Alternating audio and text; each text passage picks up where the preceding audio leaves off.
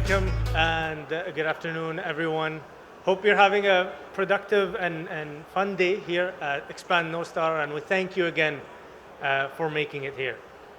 Today, I'll be talking very briefly on what makes Dubai tick and why does Dubai do what it does when we talk about the digital economy as a city, as well as the thinking behind why we do what we do. So, on to the next. So, one of the things that Dubai really focused on as a basis for all of the industries that it is part of or it has invested in is one thing which cuts across all of this, which is quality of life.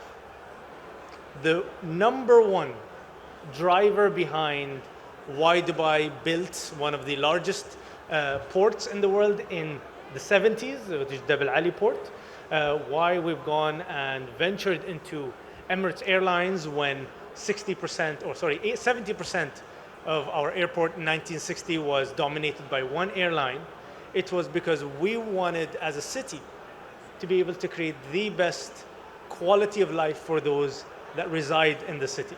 And as such, the first thing that any city and any company needs is, of course, safety and security. And for those that who live here already know Dubai, as well as other cities in the UAE, have ranked some of the best and the safest cities in the world as a result. And then, of course, connectivity. So other than Emirates Airlines and Fly Dubai, Dubai ports as well, from the logistics perspective, managing over 60 ports around the world, allows people and allows companies to be able not only to connect east and west and continue to do so and continue to introduce new markets to each other and become this bridge for growth, but ultimately as well be able to connect goods, services, talent with the rest of the world.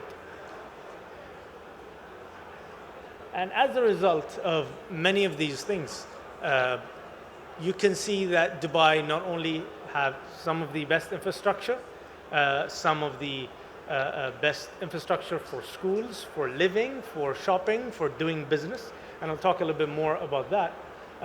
But as a result, this has become outdated, and the numbers have been increasing. Some of you might have experienced some traffic.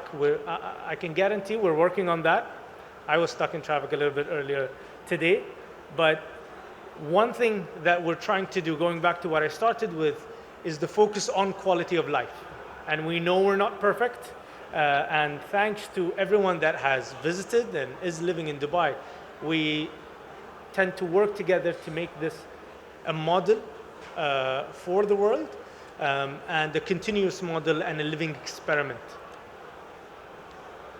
And so, as a result, one of the things that Dubai has focused on is business friendliness. And just a raise of hands, a lot of people, of course, here Dubai is a low tax jurisdiction. When do you think Dubai really started to become a low tax or a tax-free jurisdiction? Just, was it 10 years ago? 30 years ago? It started in 1833. So it's not a new concept for Dubai. Dubai seized the opportunity in 1833 to become a business-friendly haven. And what that did is turn the city into not only the modern mindset behind business friendliness in Dubai, but as well start to turn the city into a merchant or business-focused city, and connecting the rest of the region with each other at the time in terms of pearl trading and the like. And then when we talk about sort of the innovation, in 2012, the UAE government named 2012 as the year of innovation. And sort of the concept of innovation has been really led top, bottom, and bottom up in terms of trying to spread versions of innovations within the city as well as within the country. So in many cases, you'll see government entities leading aspects of innovation, which even to many is a bit of an awkward position. And in fact, a lot of the work that we do as the Dubai Chamber of Digital Economy, where we need to help private sector catch up with the ambition that government tends to have when it comes to innovation and trying to implement the latest and greatest in a way that makes sense for these organizations. And of course, as a result, and for those that have been in Dubai, you can see not only as this conference becoming a testament for attracting and working with startups from around the world, introducing these startups to new markets and to new investors.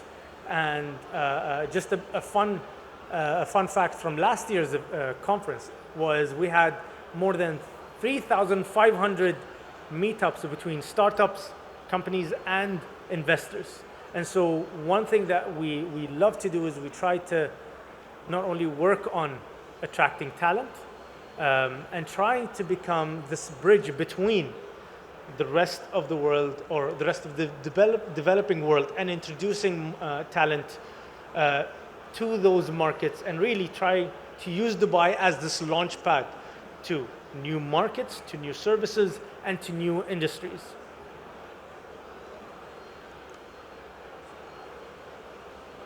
And so I'm sure you've heard some of those names, and you might see them here today. Mainly, probably they'll be in Terminal B or in the building right across us from here.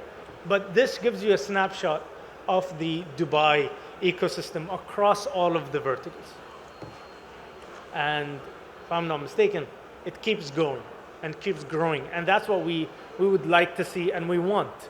As the Dubai Chamber of Digital Economy, our role is to help and to work with the private sector and to represent really the digital economy in Dubai and in the UAE and be able to grow and keep this list growing, thriving, and working towards the latest and greatest.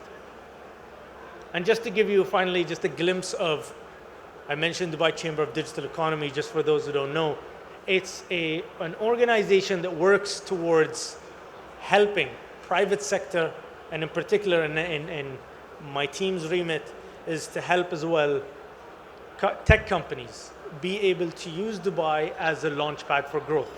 You have an idea that you wanna launch, well, why don't we help introduce you and help soft land you into Dubai, one of Dubai's many sandboxes for testing the technology, seeing how it works, and even using the 200 different nationalities that live in the city as your mini market to be able to test those technologies, to be able to see and see what's the appetite for your product or service prior to then launching it across the world. And so one thing that we've been doing really a focus for our I wouldn't say clients, but for our partners, is this year really be able to help elevate them and help them grow further. And how do we do so? Of course, connecting them to whether it's governments, whether they want to be connected to private sector, whether they want to be connected to corporates and investors, or even soft land into hi, you know what, I want to be able to move to the city or move part of my team. Well, guess what? We've done all of that. And in fact, even within Expand North Star, you can go to our booth in the next building over and you can, from today, start the process of getting your golden visa, bank account, housing, as well as and start hiring talent from today. And it's just a 5 minutes walk to the next building. And so one of the things as well that we focused on this year is to really use the network of the Dubai Chamber's 31 offices and growing offices around the world that act as a conduit and a representation of those countries in Dubai and vice versa, to be able to use those markets and to expand and really become this concierge service for companies that are looking to use Dubai as a launchpad for growth into new markets. And these services can be, hi, I am in X field in fintech, and I want to know just the size of the market. I want to know what is the competition in, for example, Nigeria and Lagos, and if that makes sense for me to move. hi, I'm going to Lagos, can you set meetings for me? And up to, and down to all of those details as well. And really trying to ultimately, if you thrive, we do well. And I get to go home and sleep tight at night. And just a last slide on some of our main initiatives for those that heard not the previous talk, but the talk before on the App Olympics. Our really main programs cover Business in Dubai, which is this platform that works on connecting companies and able to do business in Dubai quite well with the private sector, with growing list of partners.